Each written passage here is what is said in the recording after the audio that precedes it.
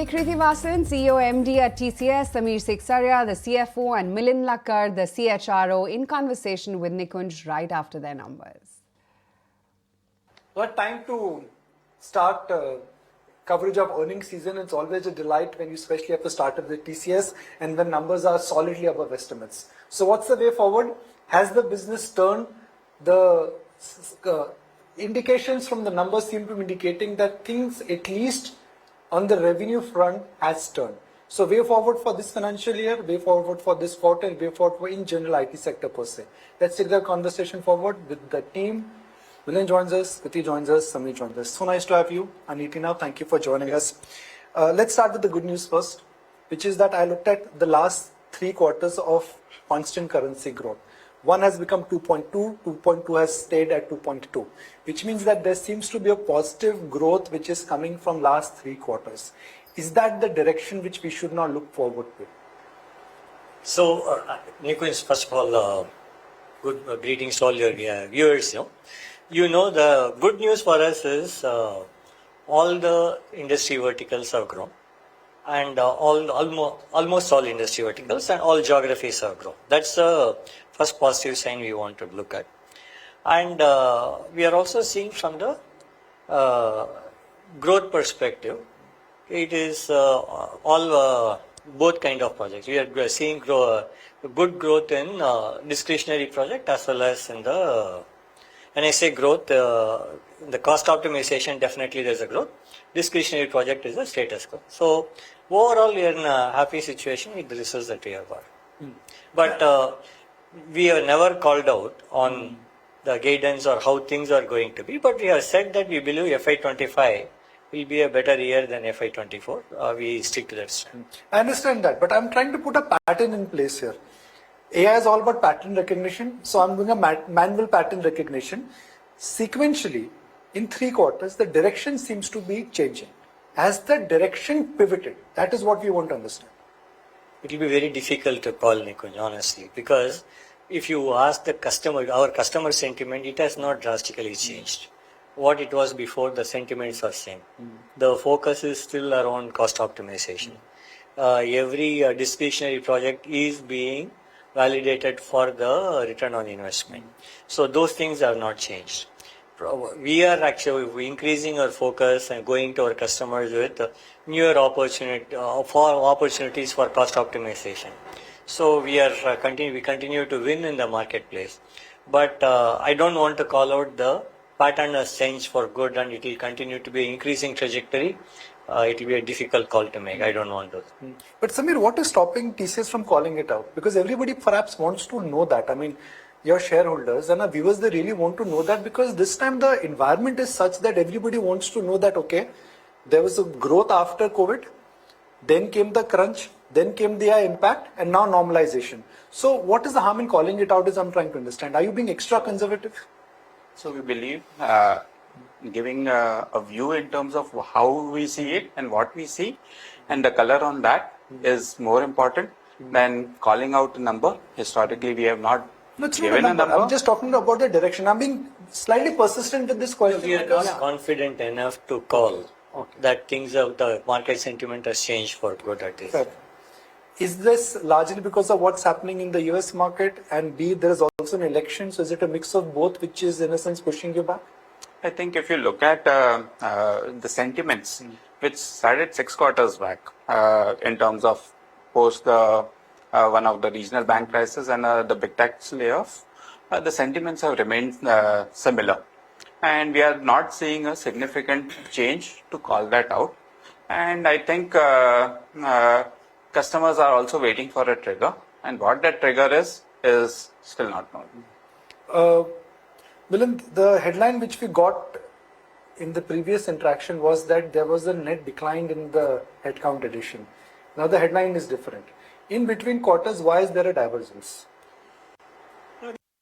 Like I said earlier, it is not a quarterly phenomena. It is a yearly phenomena. When we hire from the campus, it starts in the middle of Q1 to going forward. So that is one aspect. Second aspect is, anyway, we always hire. We invest in hiring and then building, do the talent development for these people. So That would be the reason I would say it's a positive headcount. And with all the investments which we made in the past, we took care of it, and we invested and basically deployed those people last year, and we thought there would be additional need this time, and we did that. I'd like to draw your attention to the emerging market business, and there is a deep swell there. And I would imagine this is largely because of India and the BSNL business. How should one look at it? Because if I subtract the India part out, the numbers would look very different. And if I add the India numbers into the top line, it looks very different. What is the best way to look at that India business for the quarter gone by? India business, like there are two components, like the BSNL work, which is where we are increasing the number of installations. And of course, then there is a core India business, which you have been deeply involved in. Both are doing quite well. And if you take outside of India, our APAC, which is part of regional market, or MEA, all of them are doing quite well. Like today, for us, regional market has become a very material, substantial business, which is growing at a good pace. So there is. That's how it is. Yeah. Okay. The traditional definition for any IT company, especially TCS, over the years I've had the pleasure of tracking it, was look at the US business and look at the BFSI vertical. Kaam khatam. Look at that and look at BFSI. On both the accounts, there seems to be a numbness. Why is that? You're saying numbness? I mean, if I look at historical numbers and add it up with what you've reported for the quarter gone by, historical numbers are different. So while it is growing, it is not growing in historical averages. The US market and the BFSI vertical. Both are interrelated also, because we have a very high exposure for BFSI in North America also. And in North America, we are present in almost all the large banks. So the growth in, if BFSI grows, North America will also grow. Either both ways it's true. But what we find is that decision-making cycles are longer, and customers to continue to evaluate new investment, new projects more in US. So that I think, particularly in US, you have the situation of interest rate, whether it's going to change, elections, what results it's going to throw. So customers would want to wait and watch before they make major decisions, which is also causing the delay in the. Could elections have a very large impact in the second half of this year? Which elections should have, right? Like by January you will have a new administration coming in, so that's where the policies would do. But by November people would know where it is going, so that should give them some certainty. And I think having one certainty one way or other will improve the sentiments in the market. Some of your peers with the quarterly numbers have given what is called as the AI order book, and without getting into specific names, you know the hint. Are you prepared to share something on those lines? Because I remember a couple of years ago, TCS officially started giving the color of the digital book. That okay, we are in a position to give size of a digital book. It started with some 12-13%, and now everything is digital. Are you there in terms of sharing what the AI business is? Because that will give confidence to the market that Indian IT companies are also in AI. So we've been giving out two matrices, which we gave out last time also. One was the pipeline, and it has grown and quite well, from $900 million to $1.5 billion. This is the AI book. This is the AI pipeline. And second is the engagements which we have been doing. Some of them pilot, some of them into productions, and they have increased to about 270 engagements. Milind, with an attrition rate which was threatening to go to 19-20% couple of quarters ago, is now inching towards, or it is at 12%.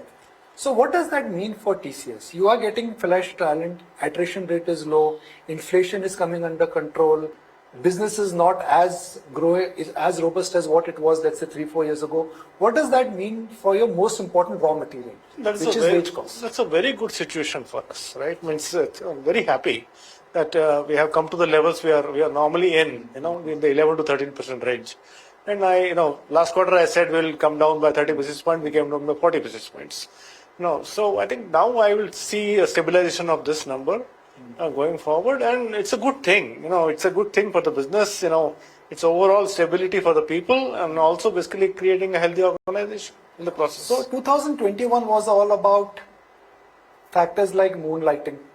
It was great business. There was a sugar rush and there was high inflation. So talent retention was a challenge. Wage hikes were above normal.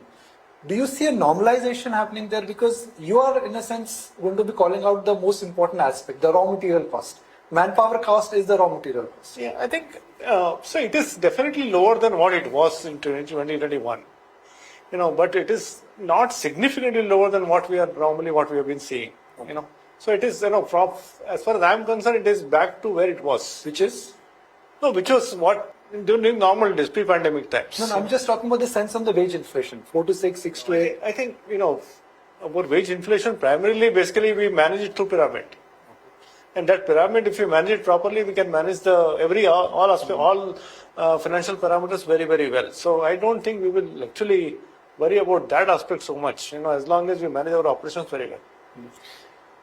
One standout feature for TCS in last 3 quarters, irrespective of what the world has been doing, has been the order book.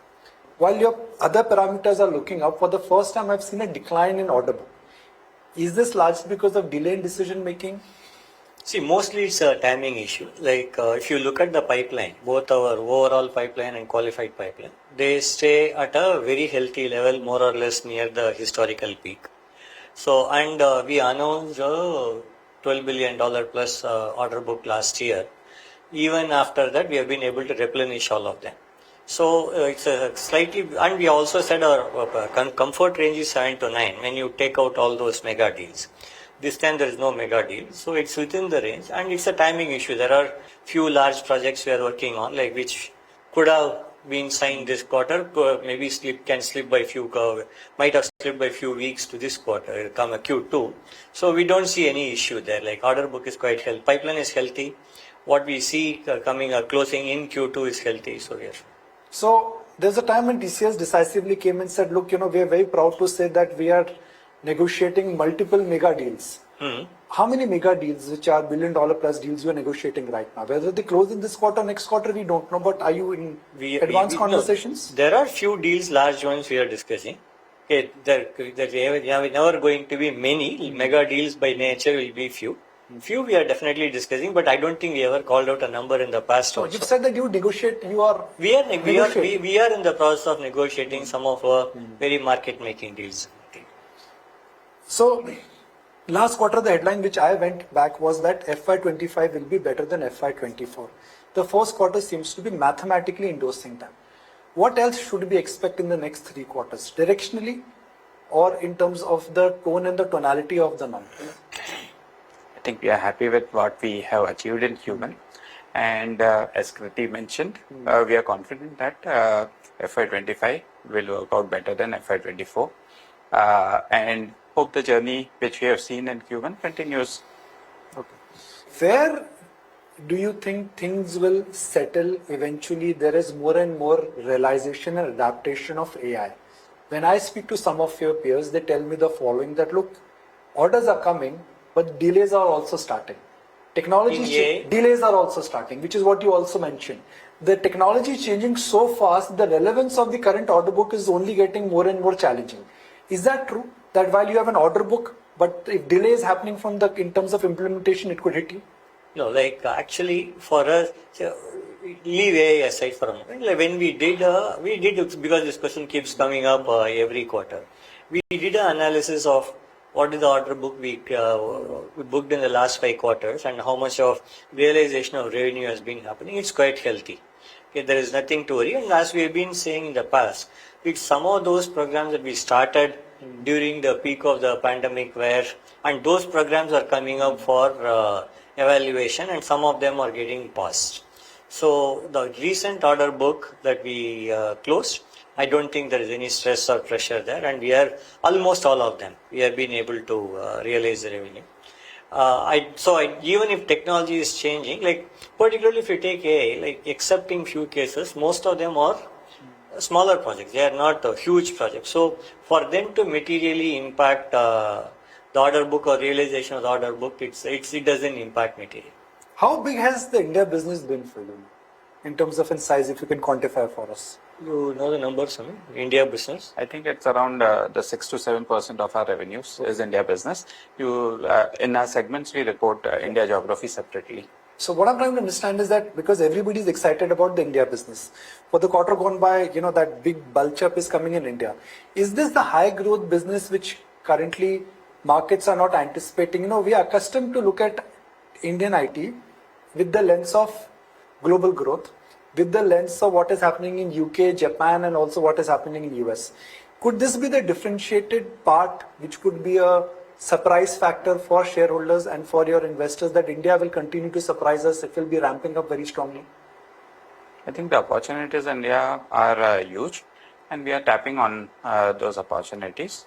And for us, irrespective of which geography the customer is, once we know there's an opportunity, it's for us to go and double down. Could it move the needle for you, for a company of the size of TCS? For a period of time, it should move. That's our belief. Because India has immense potential and still underinvested in technology. We believe there is immense potential. No, because when I look at MNCs, India is becoming the mainstay for a lot of companies now, and something which we just wanted to bring out in the course of the conversation, that growth is also happening here. It is happening a lot here for us. Other things also. It is happening a lot, and it is becoming a very material geography for us. With each passing 5-year period, TCS has done something which has moved the needle. Whether it is on the margin front, whether it is on the employee front, whether it is on the technology front, whether it is on the adaptation front, and then some of the products which you currently have. For next 2 to 3 years, what could be that big needle moving change for TCS? When I say needle moving move, couple of $1 billion. It's not like 100 million here and there. For TCS, needle moving has to be couple of $1 billion. No, what we did now for BSNL is something. So we are looking at programs of that sort where we can, within India, nationally do programs of national importance. Similarly, we are looking at opportunities outside of India also. We will call them out once we have, but we are looking at quite a few new initiatives that can make a change for us.